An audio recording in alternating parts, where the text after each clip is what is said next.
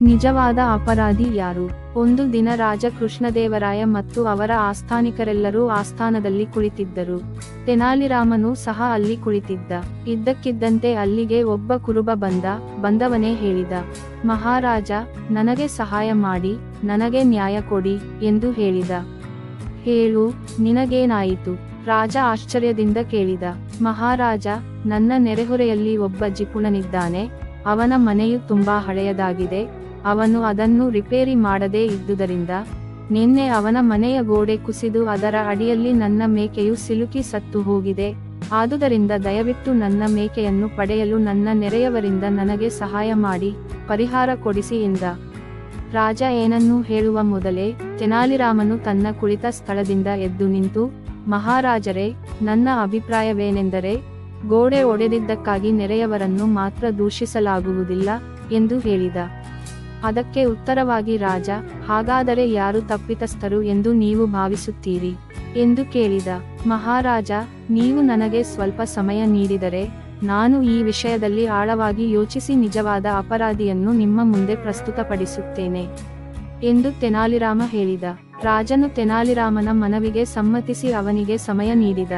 ತೆನಾಲಿರಾಮ ಕುರುಬನ ನೆರೆಯವರನ್ನು ಕರೆದು ಅವರಿಗೆ ಗೋಡೆ ಅಡಿ ಸಿಲುಕಿ ಸತ್ತ ಮೇಕೆಗೆ ಪರಿಹಾರ ನೀಡುವಂತೆ ಕೇಳಿದ. ಅದಕ್ಕೆ ಉತ್ತರವಾಗಿ ಪಕ್ಕದ ಮನೆಯವನು ಹೇಳಿದ, ಮಹಾರಾಜರೇ, ಈ ಗೋಡೆಯನ್ನು ನಿರ್ಮಿಸಿದವನು ನಾನಲ್ಲ. ಈ ಗೋಡೆ ನಿರ್ಮಿಸಿದವರು ಗಾರೆ ಮೇಸ್ತ್ರಿ. ಆದುದರಿಂದ ಆ ಗೋಡೆಯನ್ನು ನಿರ್ಮಿಸಿದ ಗಾರೆಯ ಮೇಸ್ತ್ರಿಯೇ ನಿಜವಾದ ಅಪರಾಧಿ.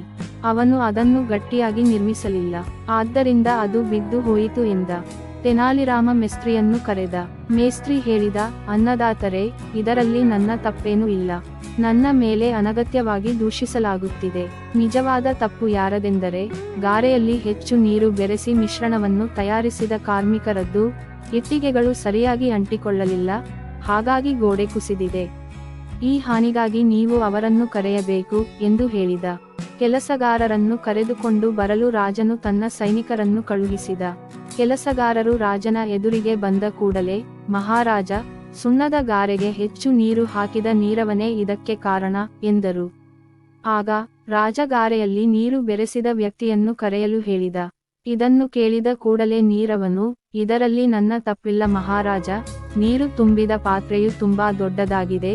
ಇದರಿಂದಾಗಿ ಅಗತ್ಯಕ್ಕಿಂತ ಹೆಚ್ಚು ನೀರು ತುಂಬಿದೆ. ಆದ್ದರಿಂದ ನೀರು ಸೇರಿಸುವಾಗ ಮಿಶ್ರಣದಲ್ಲಿನ ನೀರಿನ ಪ್ರಮಾಣವು ಹೆಚ್ಚಾಯಿತು. ನೀರು ತುಂಬಲು ನನಗೆ ಇಷ್ಟು ದೊಡ್ಡ ಪಾತ್ರೆಯನ್ನು ನೀಡಿದ ವ್ಯಕ್ತಿಯನ್ನು ನೀವು ಕರೆಯಬೇಕು ಎಂದು ನಾನು ಭಾವಿಸುತ್ತೇನೆ ಎಂದು ಹೇಳಿದ. ಆ ದೊಡ್ಡ ಪಾತ್ರೆ ಎಲ್ಲಿಂದ ಬಂತು ಎಂದು ತೆನಾಲಿರಾಮ ಕೇಳಿದಾಗ, ನೀರವನು ಹೇಳಿದ, ಕುರುಬನು ನನಗೆ ನೀರನ್ನು ತುಂಬುವ ದೊಡ್ಡ ಪಾತ್ರೆಯನ್ನು ನೀಡಿದ್ದ. ಆದ್ದರಿಂದ ಅದರಲ್ಲಿ ಅಗತ್ಯಕ್ಕಿಂತ ಹೆಚ್ಚು ನೀರು ತುಂಬಿದೆ ಎಂದು ಹೇಳಿದ. ಆಗ ತೆನಾಲಿರಾಮನು ಕುರುಬನಿಗೆ ಹೇಳಿದನು, ನೋಡು, ಇದೆಲ್ಲ ನಿನ್ನದೇ ತಪ್ಪು. ನಿನ್ನ ಒಂದು ತಪ್ಪು ನಿನ್ನ ಮೇಕೆಯ ಪ್ರಾಣವನ್ನೇ ತೆಗೆದುಕೊಂಡಿತು. ಕುರುಬನು ನಾಚಿಕೆಪಟ್ಟು ನ್ಯಾಯಾಲಯದಿಂದ ಹೊರ ನಡೆದ. ಆದರೆ ತೆನಾಲಿರಾಮನ ಬುದ್ಧಿವಂತ ನ್ಯಾಯವನ್ನು ಎಲ್ಲರೂ ಕೊಂಡಾಡಿದರು. ನಮ್ಮ ಚಾನೆಲ್ನಲ್ಲಿ ನಾವು ನಮ್ಮ ಆಡಿಯನ್ಸ್ಗೋಸ್ಕರವಾಗಿ ಸಂಗತಿಗಳು, ಕಥೆಗಳು, ಪುರಾಣಗಳು ಮತ್ತು ಇನ್ನಿತರ ವಿಷಯಗಳನ್ನೊಳಗೊಂಡು ವಿಡಿಯೋಗಳನ್ನು ಮಾಡುತ್ತಿದ್ದೇವೆ. ದಯವಿಟ್ಟು ಎಲ್ಲರೂ ನಮಗೆ ಸಪೋರ್ಟ್ ಮಾಡಿ, ಹಾಗೆ ಚಾನೆಲ್ ಅನ್ನು ಸಬ್ಸ್ಕ್ರೈಬ್ ಮಾಡಿ, ವಿಡಿಯೋಗಳನ್ನು ಲೈಕ್ ಮತ್ತು ಶೇರ್ ಮಾಡಿ. ನಿಮಗಿಷ್ಟ ಆಗುವಂತಹ ಗಳನ್ನು ಕಾಮೆಂಟ್ಗಳಲ್ಲಿ ತಿಳಿಸಿ. ನಾವು ಎಲ್ಲಾ ರೀತಿಯಲ್ಲೂ ನಿಮಗಿಷ್ಟ ಆಗುವಂತಹ ವಿಡಿಯೋಗಳನ್ನು ಅಪ್ಲೋಡ್ ಮಾಡಲು ಪ್ರಯತ್ನ ಪಡುತ್ತೇವೆ. ದಯವಿಟ್ಟು ನಮ್ಮ ಚಾನೆಲ್ ಅನ್ನು ಲೈಕ್, ಶೇರ್ ಮತ್ತು ಸಬ್ಸ್ಕ್ರೈಬ್ ಮಾಡಿ.